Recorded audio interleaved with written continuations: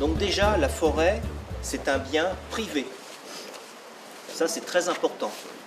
Un bien privé peut appartenir à des gens comme vous ou moi, mais peut également appartenir à des structures publiques qu'on a vues tout à l'heure, des communes, des départements, des régions et l'État. Le Code forestier impose que la gestion de ces forêts appartenant à des collectivités publiques soit obligatoirement faite par un outil qui s'appelle l'Office national des forêts. Sur le Beaufortain, la forêt pousse, gagne du terrain. On est à plus de 30% de boisement dans le Beaufortain, ce qui représente environ 9000 hectares de forêt, dont la moitié appartient aux collectivités et donc gérée par l'Office national des forêts, au travers 4 propriétaires, les 4 communes du Beaufortain. Et de l'autre côté, on a environ 4500 hectares gérés par, alors j'ose pas dire de chiffres, mais si je dis 2000 propriétaires, non, c'est plutôt 4000 propriétaires, puisque la moyenne de la propriété forestière est de l'ordre de 1 hectare, ce qui rend difficile sa gestion. L'État, lui, souhaite qu'il y ait des interlocuteurs pour discuter du bois. Et à ce titre, la commune ne lui a pas apparu comme étant le bon interlocuteur. D'où cette loi de 2001 mettant en avant les chartes forestières, c'est-à-dire un maillon de terrain sur lesquels les gens se rencontrent pour définir un programme. Qu'est-ce qu'ils veulent par rapport à leur forêt? Et c'est ça une charte forestière.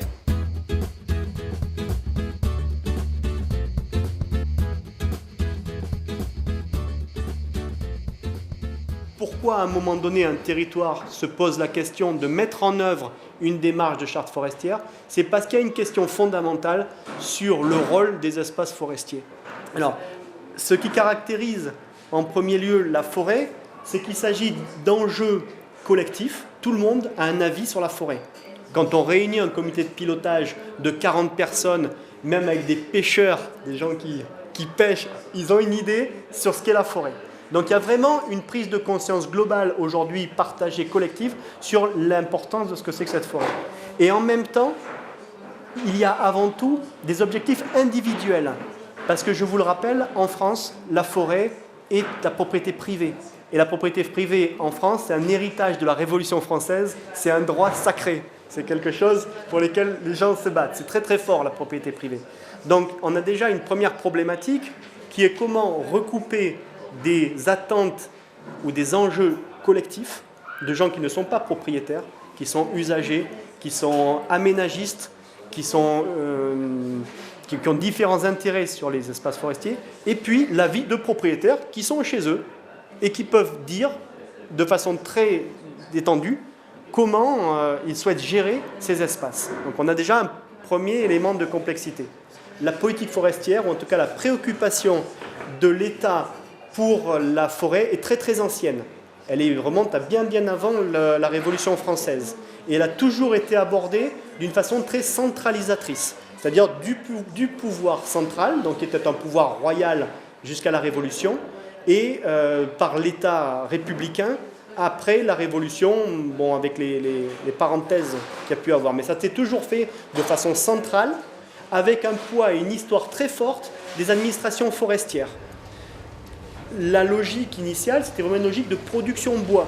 C'est ce qu'avait énoncé Daniel, en disant il y a des forêts qui traditionnellement servent à produire du bois, et on a développé historiquement des modèles de gestion dont le but exclusif était la production de bois pour différents usages. Alors c'est un système qui s'épuise. Donc ça veut dire déjà dans les années 60, 1960, il y a une remise en cause de ce système très centralisé vers une réflexion pour mettre beaucoup plus de concertation, de cogestion dans l'organisation des forestières. Donc la vieille administration ancestrale a été supprimée Et les organismes pour lesquels nous travaillons, Daniel et nous, datent de ces années 50. Et en particulier l'organisme pour lequel je travaille est un organisme national, mais décliné à l'échelle régionale, avec dans son conseil d'administration des représentants des propriétaires. Donc on voit une première étape de cogestion, de concertation en associant les propriétaires de la ressource. On a aujourd'hui le cadre de gestion de la politique forestière qui est beaucoup plus orienté vers la multifonctionnalité des espaces forestiers. Là où traditionnellement, il y avait une fonction qui écrasait toutes les autres, voire qui faisait qu'on ignorait complètement les autres fonctions, aujourd'hui, la loi, donc c'est inscrit dans la loi, l'État a toujours le monopole de la définition de la politique forestière, et entend encore la garder pour un temps, le garder pour un temps. La loi, malgré tout, énonce le principe de multifonctionnalité. Donc, dès qu'on dit multifonctionnalité, on dit complexité, acteurs multiples, d'où, mécaniquement, pour que ça puisse fonctionner, une dose de concertation dans la mécanique. Alors, la charte forestière de territoire, qu'est-ce que c'est ? C'est avant tout un projet politique local. J'insiste sur politique. Ça veut dire que ça part d'une expression d'élus locaux, de la volonté d'élus locaux qui souhaitent avoir cette réflexion dont je parlais en introduction sur le rôle présent et futur des espaces forestiers de leur territoire. Ensuite, il faut bien comprendre que c'est un dispositif contractuel par opposition à réglementaire.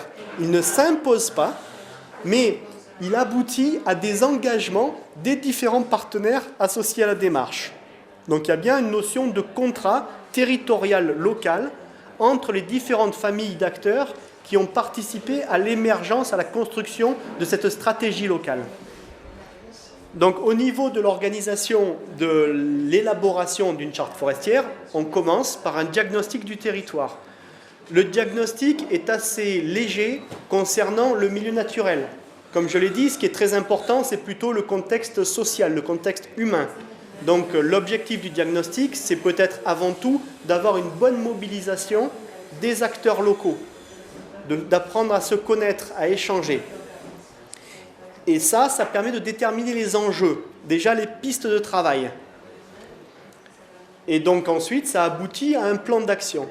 Donc il faut bien garder en tête qu'une charte forestière, ce n'est pas simplement un outil d'animation ou un outil de réflexion sur un territoire, c'est aussi un plan d'action pour une durée de 5 ans.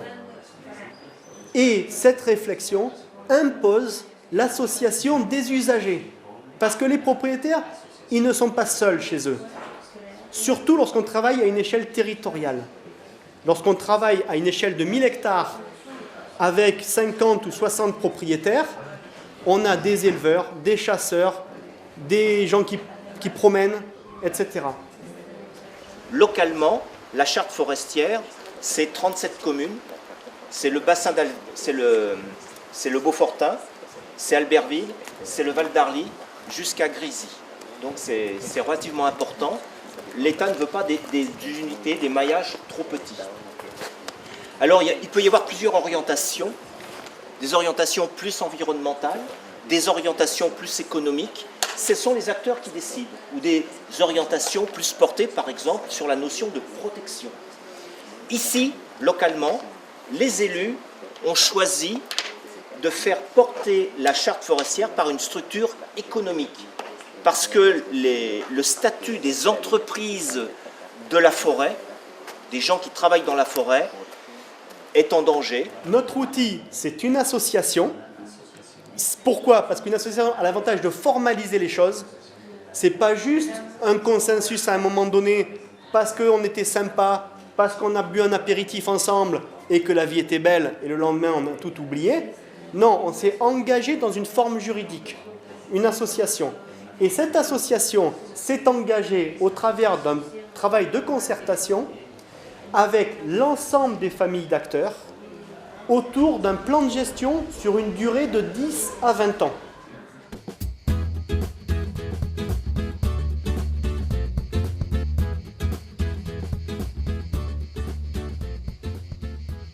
Donc, tout d'abord, vous expliquer ce qu'est Natura 2000.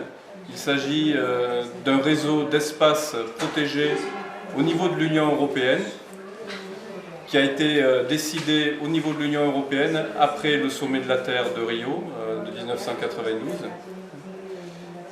Il a été décidé de créer des zones de forte richesse en biodiversité afin de protéger à la fois des milieux naturels, des écosystèmes rares et des espèces animales et végétales. Ce réseau européen a été établi par une directive européenne, ce qui permet aux États membres d'être très libres dans les modalités d'application concrète de la directive. C'est-à-dire que les États membres de l'Union européenne sont seulement tenus d'atteindre les objectifs fixés par la directive. Par contre, ils sont totalement libres des moyens à mettre en œuvre pour parvenir aux objectifs fixés par l'Union européenne. Donc, en 1996, normalement, l'État français devait transmettre à l'Europe tous les sites Natura 2000 que la France souhaitait faire intégrer dans le réseau européen. Mais la France, évidemment, a pris beaucoup de retard, comme toujours. Parce que l'État français n'avait pas jugé que l'application de cette directive était prioritaire. Il n'y avait eu aucun moyen financier mis à disposition des scientifiques pour définir les zones à protéger. Mais en 1996, l'État français était obligé de transmettre des sites à l'Union européenne. Donc l'Union européenne a dit bon, on vous laisse encore 1 an pour transmettre vos sites. Ça a duré encore 1 an jusqu'en 1997. Et là, on a soi-disant concerté, mais en réalité informé la population française qu'il y allait y avoir création de ces sites Natura 2000. Et on a convié les municipalités à donner leur avis sur le contour des sites Natura 2000. Et là, toutes les municipalités, on peut dire toutes, hein, il y a eu quelques exceptions, mais pratiquement toutes les municipalités concernées par un site Natura 2000 se sont opposées à la création des sites Natura 2000. Ah oui, oui. Et c'est à cause de cette résistance populaire que l'État français a décidé de partir dans une nouvelle démarche, qui est une démarche réelle de concertation. L'État français a décidé de doter chaque site Natura 2000 d'un document de gestion réalisé en concertation avec la population locale. Donc, on a obligé les populations locales à intégrer une partie de leur territoire à l'intérieur du réseau Natura 2000. Par contre, on a décidé qu'à l'intérieur de ces sites, rien ne serait obligatoire pour la population locale et rien ne serait interdit à la population locale.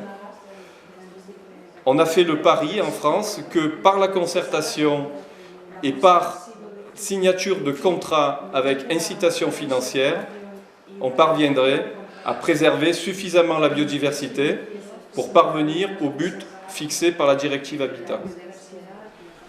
Donc sur des sites de moyenne montagne comme ceux sur lesquels je travaille, il y a certains milieux qui sont extrêmement intéressants pour la biodiversité, qui étaient des milieux artificiels, pratiquement totalement créés par l'homme, qui étaient les prairies de fauche d'altitude.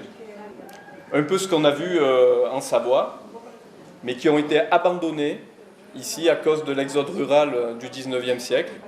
Et pour la préservation de la biodiversité, on aimerait beaucoup pouvoir recommencer à faire faucher ces zones-là, hein, pour produire du foin de montagne de très grande qualité d'une part, mais également pour repermettre à nouveau l'installation d'espèces qui avaient disparu et recréer ce milieu qui est biologiquement extrêmement intéressant et rare.